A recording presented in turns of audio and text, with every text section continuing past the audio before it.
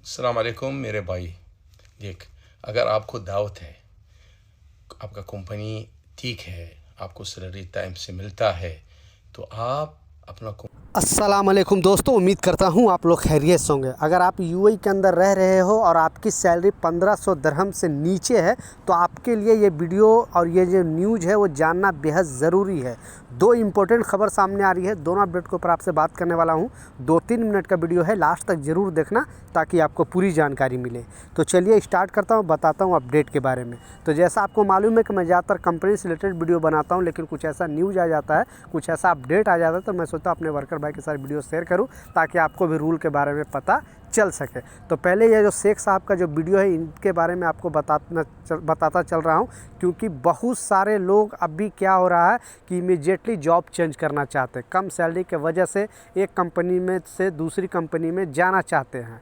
तो ये चीज़ अभी क्या हो रहा है और बहुत सारे वर्करों के साथ ये चीज़ प्रॉब्लम आ रहा है। प्रॉब्लम आने का कारण जो है कि आप एक दूसरी कंपनी का आप ऑफ़र लेटर लेते नहीं हो और ये जिस कंपनी में ऑलरेडी काम कर रहे थे उसमें आप कैंसिलेशन मतलब कैंसिल करने के लिए अप्लाई कर देते हो, अपने जो ऑफिस में या फिर एचआर के पास कैंसिल लेटर मेल कर देते हो, भिजवा देते हो। तो फिर वहाँ से भी आपका जो वीज़ा है वो कैंसिल हो जाता है और फिर दूसरी जगह पे आपका जो ऑफ़र लेटर वो मिलता नहीं है, फिर आप कहीं का नहीं रहते हो। इसलिए इस वीडियो के माध्यम से शेख साहब ने बताया है कि आप अगर यूएई के अंदर रह रहे हो तो जब तक नहीं दूसरे कंपनी का आपके पास ऑफ़र लेटर मिल जाए, पक्का जॉब हो जाए, सारे चीज़ सिस्टम मालूम हो जाए, सैलरी का बात कर लो, मैनुअली उस कंपनी में जाकर देख लो, वर्करों से मिल लो, बात कर लो, तभी आप इस कंपनी में आप कैंसिल मारें। नहीं तो फिर यहाँ से भी कैंसिल मार दोगे और फिर उस कंपनी से ऑफ़र लेटर भी नहीं मिलेगा और फिर जाने के बाद पता आएगा कि नहीं आपको मैं इतना सैलरी नहीं, इतना ही सैलरी दूंगा, तो फिर आप दोनों तरफ से फंस जाओगे। इसलिए इस चीज़ को लाजिम ख्याल रखें, जॉब बदलने में इतना जल्दीबाजी ना करें,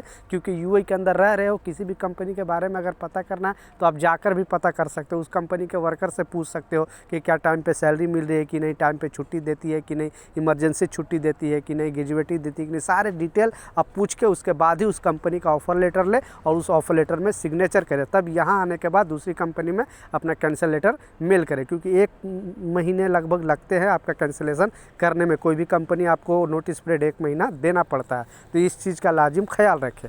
दूसरा जो सबसे इम्पोर्टेंट अपडेट है और इस अपडेट में बेसिकली बताया गया है कि जिसकी सैलरी 1500 दिरहम से कम है, यानी बेसिक सैलरी कम है, तो 3 जो नुकसान इसमें बताया मोरे ने, आपको जानना ज़रूरी है, क्योंकि लोगों को ये पता नहीं होता है। बहुत कम लोगों को, जो नए लोग हैं बेसिकली, जो लोग पुराने उनको तो मालूम है, लेकिन जो लोग नए हैं उनको बेसिक सैलरी समझ में नहीं आता है। तो 3 बहुत बड़े नुकसान है बेसिक सैलरी कम होने की वजह से।